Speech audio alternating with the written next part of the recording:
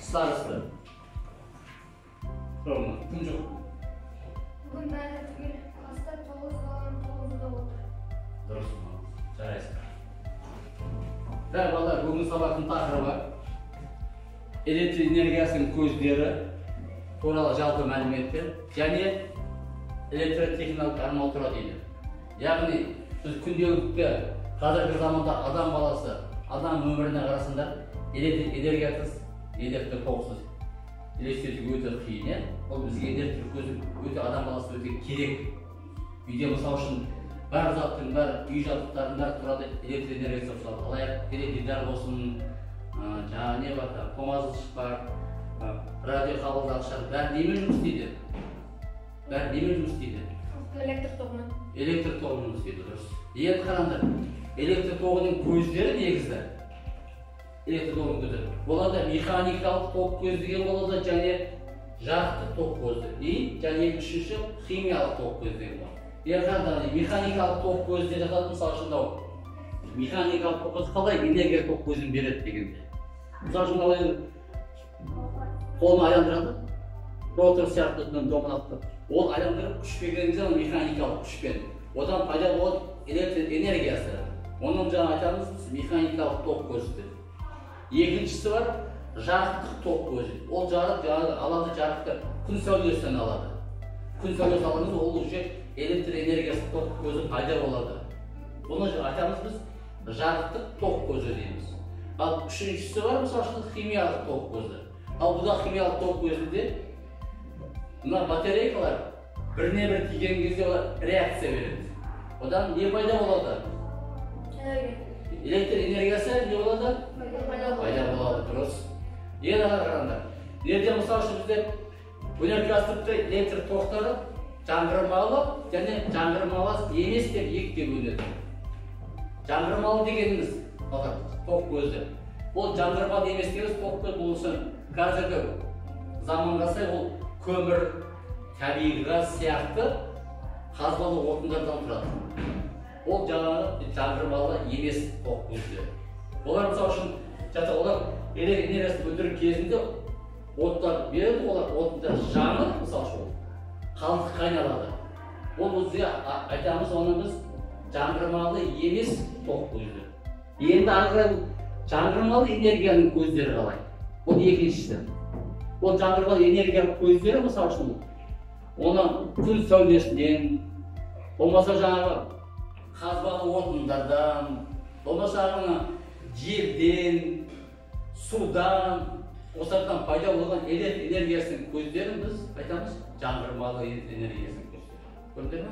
Мысалы қараңызшы кітаптарына, жер салыңызшы, жаңғырмалы энергия көзі. Мынау жердің әсерімен істейді. Көрдіңіздер ме? Жер болса, мына айланып тұрғандарға, бұл не береді? Электр энергиясы тоғын береді, дұрыс. Одан кейін мынау суда. Су болса, көк болса, олда не береді бұлда? Электр энергиясы. Мынау үшінші бізде мынау несі қалай? Бұл не алады мынау? Астында.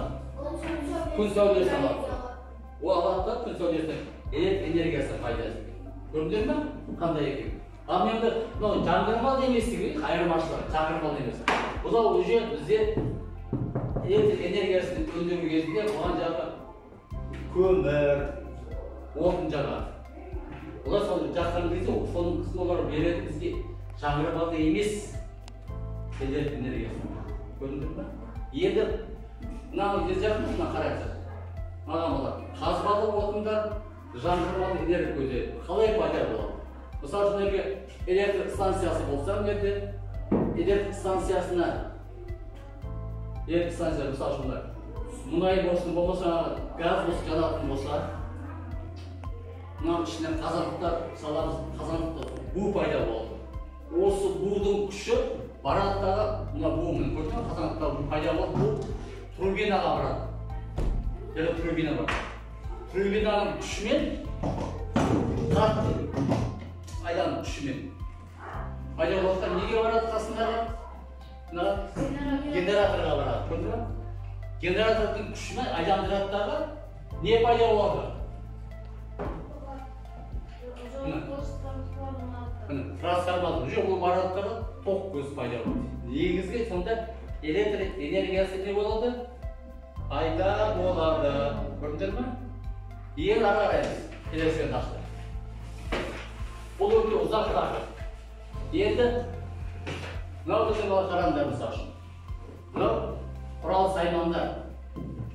Мынау бізде мысалы береміз. Мынау құрал саймандар. Бұл құрал саймандар көп түрлі. Мынау атамыз біз бұрағыштың бар. Фигурный деген бар, плоский деген бар. Яғни жалпақ және үшбұрышты. Көрдіңдер ме? Жалпақ үшбұрыш. Ол электр энергиясында үй жабдықтарында өте керек құрал жабдықтар. Екінші түрі машина қысқыштар. Ол қысқыштар болады әртүрлі болады. Көрдіңдер ме? Міне әрқайсысы әртүрлі. Әрқайсының атқаратын қызметі әртүрлі болады. Көрдіңдер ме? Үшеуі үш түрлі. Біреу қысқа болса, мынау кесетіні, мынау одан ұзындығы. Көрдіңдер ме? Үшеуі үш түрлі қысқыштар. Бұлардың атқаратын қызметі әртүрлі. Бұларда мысалы үшін оқ көздерін сымдан ажыратқанда, болмаса кескенде, сол кезде пайдаланатын қысқыштарды. Көрдіңдер ме? Ал одан кейін бар тағы да ол пышақ деген болады. Ол пышақ сымдарды кескен кезде, болмаса ажыратқан кезде, бетінде сыртта проводтан ашқан кезде пайда болады пышақ. Ол да өзің естісең, мамандар арнайы пышаққа электр энергиясына кеседі. Енді мына жер сақташ болады, мына қараңдар береді. Мынау электротехниканы танытады. Міне, мен жаңа айтып өтті. Мысалы үшін жерде бар, мынаның аты не? Тоқ көз десеңіз? Ажыратқыш. Ажыратқыш. Бастар тоқ көзін ажыратады, жоғары бастақ не болады? Қосады. Дұрыс па? Мынауымыз не? Патрон. Бұл не үшін? Мына патрон көрдіңдер ме? Үштер делем lazım. Мына 1, 2, 3. Көрдіңдер ме? Мына ажырайды патрон біріне бір. Қайта мына ішке салып, мынаны бұраймыз. Бұл патрон үйдегі жарық көз береді. Мысалы, лампыны бұрасақ, патронға ажырайды. Қайттан алып тастауға да болады. Мысалы, көрдіңдер ме? Патрон. Мынау не нәрсені мынауымыз? Мынауымыз? Розетка. Яғни тоққа қосатын. Дұрыс па? Кітаптарын аш, не деген кім? Кітаптарын аш, не? Атау қалай айтылады қазақша? Электр розеткалар дейді. Көрдіңдер ме? Оны мысалы үшін розеткаларды тоққа сұсам, тоқ берді. Одан кейін қайтып суырсақ, тоқтан ажырайды. Түсіндір ме? Міне электротехникалардың құрал саймандары, заттары керек сияқты бізге. Түсінікті ғой?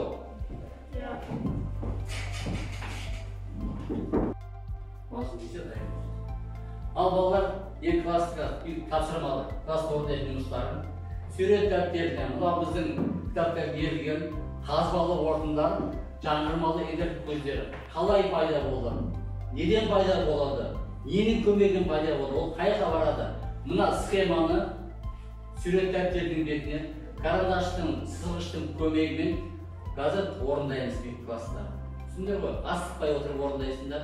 Бірақ мына қараңдар, қандай қазбалы отындар бар. Соны білесіздер. Мысалы үшін жерде мұнай, газ деген сияқты.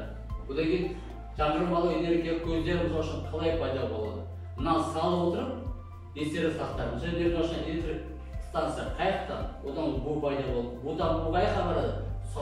Сурет салған сайын естеріңізде отырыңдар. Судан не пайда болды? Су, бу турбинаға барады, турбинадан пайда барады. Генератор қалай тоқ көзі пайда болады? Түсінесіздер ғой? Осыны қазір орындаймыз класста. Алып кетіп бастады. Карандаштың, сызғыштың көмегімен.